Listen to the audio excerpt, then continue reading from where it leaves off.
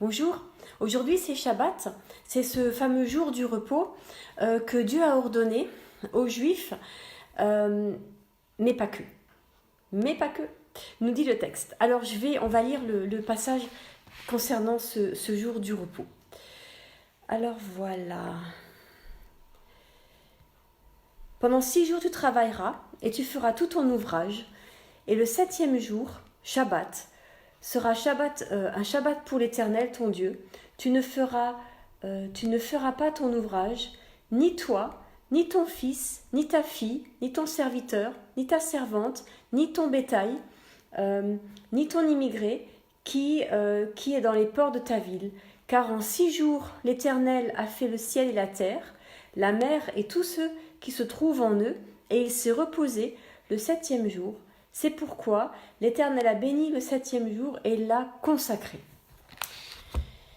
Voilà, donc ce fameux 7e jour qui est Shabbat et qui concerne tout le monde. Tout le monde. Le mot monde dans le sens le plus large qui soit, à savoir toi. Toi, ça veut dire celui qui lit ce texte. C'est pour ça qu'il n'est pas écrit ni toi ni ta femme. Vous avez remarqué, il manque la femme. En fait, c'est pas écrit parce que aussi bien s'il y a une femme qui lit ce texte et elle est concernée au même titre que l'homme, là il y a quelque chose d'intéressant dans cet oubli parce que il dénote que la femme est autant lecteur du texte biblique que l'homme. Voilà, c'est pas l'homme qui lit le texte et qui dit à la femme ce qu'elle doit faire. Vous sentez là quelque chose qui relève de, allez, on va dire le mot, d'une égalité, Voilà. Toi lecteur, que tu sois homme ou femme, tu ne travailles pas ce jour-là, tu ne fais rien. Le mot travailler, c'est vraiment le travail avoda, c'est le travail normal. Et faire, c'est la asot, c'est le verbe vraiment le plus commun de tu ne fais rien. Mais pareil pour tes enfants, et c'est dit ton fils, ta fille, pareil pour tes serviteurs, pareil pour l'esclave, pareil pour l'immigré. Il n'est pas question de l'esclave dans ce texte d'ailleurs, pardon, c'est l'immigré. Voilà, l'immigré et le bétail. Voyez, le Shabbat de Dieu s'étend à la création entière. Il y a un jour où personne ne fait rien. Les animaux ne travaillent pas. Même les animaux sont concernés par le Shabbat. Par cet espace qu'on a vu hier de lâcher prise. De se mettre, au vert. Voilà, de un jour sans rien. Maintenant, la question de la prononciation du Shabbat. Beaucoup dans les églises, dans le monde chrétien, Shabbat, et dans la Bible, souvent dans le Nouveau Testament, on lit Jésus faisait le sabbat, etc. D'où ça vient? Alors, j'aimerais faire un peu bêtement, j'allais dire, mais c'est jamais bête, un peu d'histoire. Alors, d'abord, voilà comment c'est écrit dans la Bible. Alors, évidemment, c'est à l'envers, parce que c'est dans l'autre sens qu'il faut... Dans la Bible, le mot Shabbat, c'est le Shin, c'est la première lettre. Il a un petit point, mais d'un certain côté. Si on met le point de ce côté, on lit Sha. Si on met le point de ce côté, ça se dit S. Vous voyez, c'est juste un point qui change de côté. Or, le point est là, donc ça se lit bien Shabbat. Maintenant, qu'est-ce que le sabbat? Alors, j'ai fait une petite recherche sur Internet, vous voyez, rien de bien difficile. Et puis, j'ai découvert, mais il y a déjà quelque temps à vrai dire, que le sabbat, en fait, vient effectivement du Shabbat, mais que, en fait, ça apparaît à peu près au XIIIe siècle après Jésus-Christ, donc vraiment à notre époque. Et en fait, ça viendrait d'un poème intitulé La vengeance de Ragidel. Et c'est l'historien Pierre-François Fournier qui a fait des recherches là-dessus et qui dit ça. Donc, c'est à partir de 1438 seulement qu'on commence à reprocher aux sorcières, de se réunir nuitamment et à commettre toutes sortes de crimes, jusqu'à des messes à rebours. Voilà, le terme poursuit son évolution, et puis il commence, donc le sabbat il commence à désigner des rites de diverses sectes ou religions étrangères au catholicisme ou au christianisme. Voilà. Et calqué sur une espèce d'anti-synagogue, vous voyez. Donc, le Moyen-Âge, puisqu'au XIIIe siècle, on est bien dans le Moyen-Âge, encore, enfin, quand on va un peu plus loin, un peu plus en amont dans le Moyen-Âge, donc on qualifie ces sabbats de sorcières, de synagogue des sorcières ou de synagogue du diable.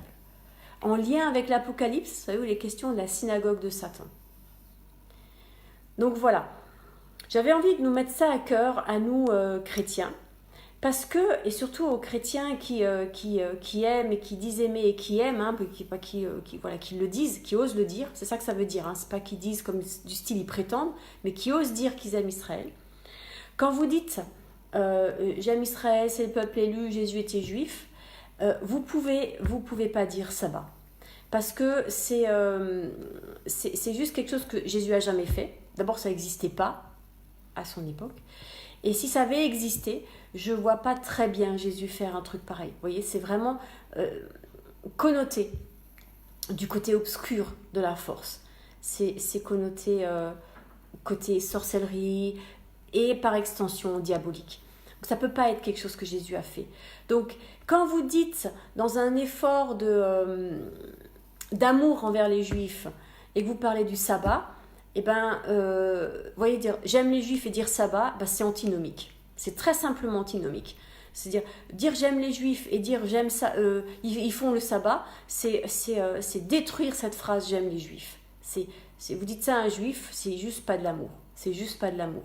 Parce que le sabbat le renvoie à toutes sortes d'accusations qui ont été portées contre lui, notamment au Moyen-Âge, où on les accusait de faire les matzot, le pain de Pessah avec le sang des enfants chrétiens, d'empoisonner les puits. C'est toute cette histoire qu'on fait remonter quand on dit « Ah, Jésus a fait sabbat ». Non, c'est pas possible. Voilà. Et c'est pour ça que c'est un contre-témoignage de dire Jésus a fait sabbat et de lire dans la Bible, en Nouveau Testament, Jésus a fait sabbat.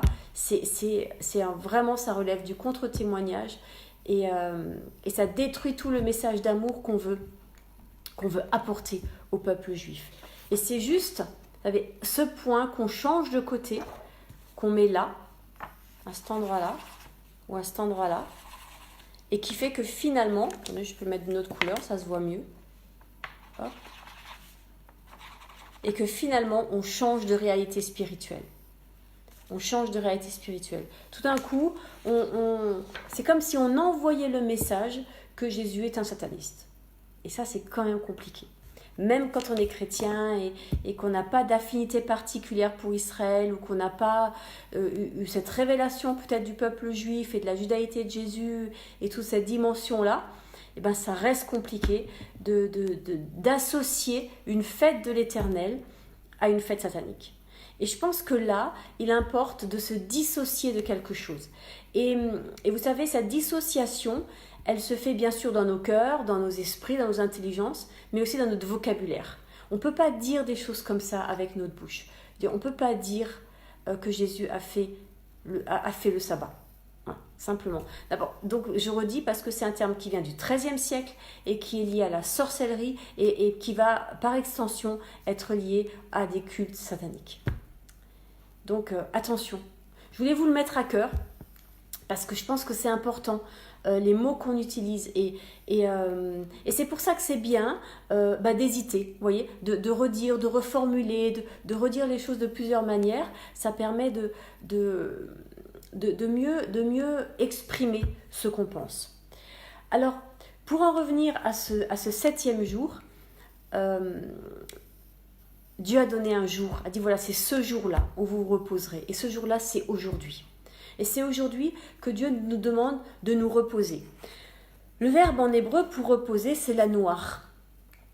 Et puis ce qui est intéressant, c'est qu'on peut jouer avec ce mot, en tout cas en français. Parce que reposer, on peut changer, vous savez, on peut dire je me repose, je me pose autrement. Voilà. Voyez, donc je sors de l'activisme de la semaine, de tout ce qu'il faut faire, de tout ce temps de création finalement, où on est pleinement dans quelque chose que Dieu a mis en nous, à savoir être à son image, vous vous rappelez? Et qu'est-ce qu'il est, Dieu? Il est créateur, il fait. Et dans le Shabbat, on est encore plus pleinement en lui, puisque on prend cette distance, vous savez, hier j'ai dit ce lâcher prise, où Dieu lâche prise. Est-ce qu'on se rend compte à quel point Dieu lâche prise? Je trouve que c'est absolument extraordinaire de bonté et d'amour de Dieu qui lâche prise. Dieu lâche prise, c'est-à-dire, au fond, à quelque part, eh bien, je suis maître de ma vie. Tout de suite, hein, on dit « Ah non, non, ma vie, je la soumets à Christ. » Oui, mais c'est « je la soumets à Christ ». Vous voyez, il y a un « je » qui doit émerger. Je suis le Seigneur. Je suis dans le sens de marcher derrière, vous voyez, de suivre.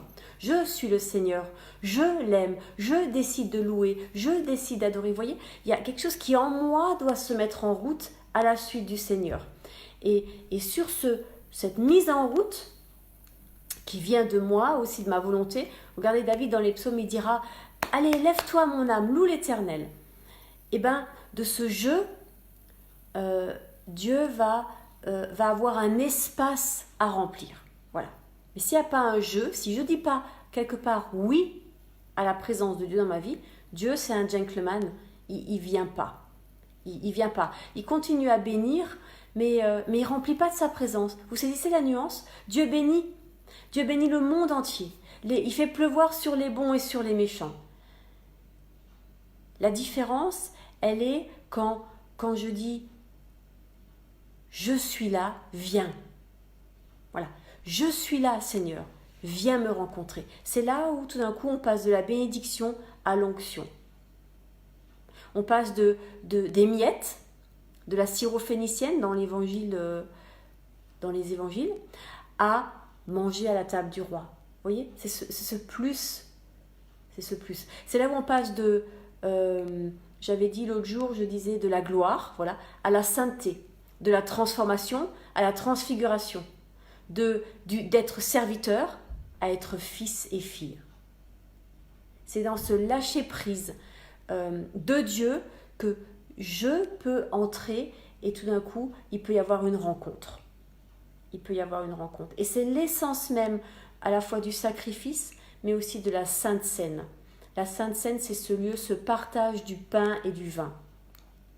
Je ne sais pas si on se rend vraiment toujours compte à quel point on partage dans une Sainte Seine. Je vais dire presque d'égal à égal. Parce qu'en Christ, nous sommes co-héritiers. En Christ, nous siégeons déjà dans les lieux célestes. C'est énorme, c'est énorme. Et c'est de là-haut, de la présence du Père, de sa sainteté, que nous sommes appelés à faire. Et c'est à ça que sert le Shabbat. À se rappeler que ce que je le fais parce que je le vois d'abord faire au Père. Et ça, c'est quelque chose que Jésus a dit. Ça, c'est quelque chose sur lequel le modèle du tabernacle de Moïse a été construit. Parce que la Bible nous dit que Moïse a construit le tabernacle selon les plans, selon les choses qu'il a vues en haut. Jésus a dit clairement, je ne fais rien que je ne vois d'abord faire au Père. Voilà ce lâcher-prise de Dieu qui me permet d'entrer dans cette présence pour moi-même lâcher prise, recevoir cette parole, cette présence de Dieu qui va me permettre de faire. Et alors notre faire est différent. Alors notre faire relève de la sainteté et quelque part de la gloire. Mais d'abord de la sainteté. Alors oui, Pierre marche dans les rues et son ombre suffit à guérir des malades. Alors oui, Moïse est dans la présence de Dieu dans le lieu très saint tous les jours et son visage est transfiguré. Est-ce que on se rend bien compte, je ne sais pas toujours, que Moïse a vécu 2 fois 40 jours dans la toute proximité de Dieu. Le texte biblique nous dira que Dieu parlait avec Moïse de bouche à bouche, vous voyez. 2 fois 40 jours, dans cette intimité-là avec Dieu, on pourrait dire, ça suffit. Voilà, je veux dire, 80 jours dans cette proximité, non. Non. Le texte nous dira ensuite que Moïse revenait tous les jours devant le tabernacle, devant le coffre de l'Alliance, tous les jours. Et cherchait la face de Dieu. Qu'est-ce à dire?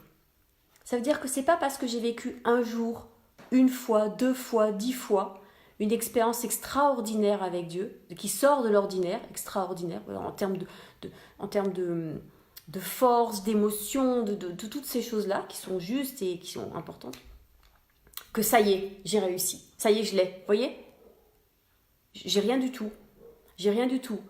Ça doit avoir juste donné envie de continuer d'aller plus loin. Et de continuer d'aller plus loin. Et de continuer à laisser grandir cette présence de Dieu en moi. Et tout à coup, à moi aussi, apprendre à lâcher prise. Ça, c'est Shabbat. Lâcher prise. Seigneur, tu fais. Moi, je suis. Je suis. Pas moi. Vous voyez ce que le égoïmie qu'on a vu hier avec Jésus, ce je suis de Dieu au buisson ardent. Je suis. Devenir. Je suis. Vous savez, c'est quelque chose que j'aimais. Je terminerai avec cette petite histoire.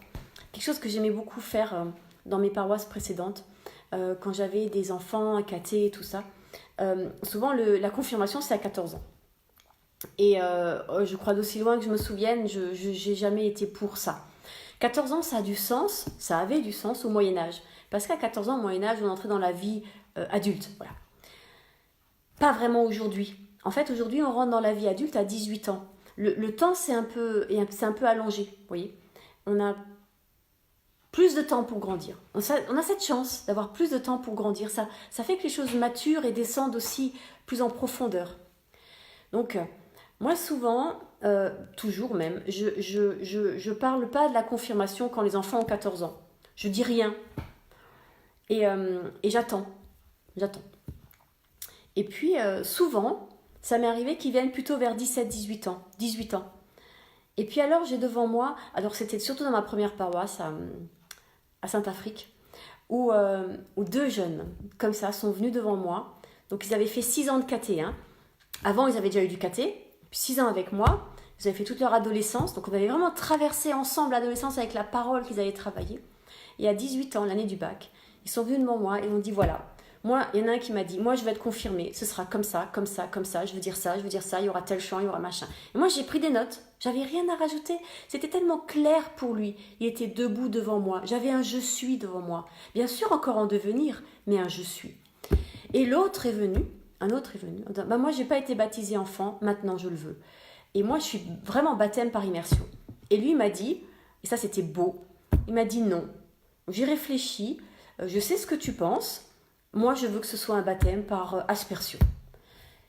J'ai eu aucun problème, parce que c'était lui, ça lui se correspondait, il savait ce qu'il voulait, et ça m'a paru tellement juste. Et une troisième histoire, qui est très drôle, c'est qu'un petit jeune homme s'est présenté un jour dans une autre paroisse, plus tard, à 14 ans. Il m'a dit, je vais être baptisé. Et puis, il avait bien entendu le message. Il dit, oui, tu comprends, c'est un rite de passage, le baptême. Et il m'explique pendant, bien 10 minutes, l'histoire du rite de passage, de l'évolution, et machin. Puis j'écoute. Et puis, à la fin, je lui ai dit, tu sais, tu as oublié de me parler d'une chose. Il me dit, ah bon? Puis, je réfléchis, pourtant, je... Et puis, je lui ai dit, tu m'as pas parlé de Dieu. Rien, pas un mot. Et je lui ai dit, mais tu sais, un baptême, c'est quand même de lui dont il est question. Et c'est là qu'il a pris, et c'était très rigolo, il fait, ah oui, t'as raison. Il fait, bon, je rempile à l'an prochain. Et je lui dis oui. Et il a fait 1 an de caté en plus. Et l'année suivante, il a choisi comme texte, le texte d'Élie au Mont Carmel. C'était incroyablement fort. Ça valait le coup d'attendre 1 an. Voilà, ce que je voulais vous dire, c'est que dans ce temps de Shabbat, il se passe des choses. Et que ça vaut le coup de le prendre, de le respecter, de le garder dans le sens de le chérir, de l'aimer, de dire c'est Shabbat, je m'arrête et je laisse autre chose émerger et grandir et venir à la lumière. Alors bon Shabbat et bon courage.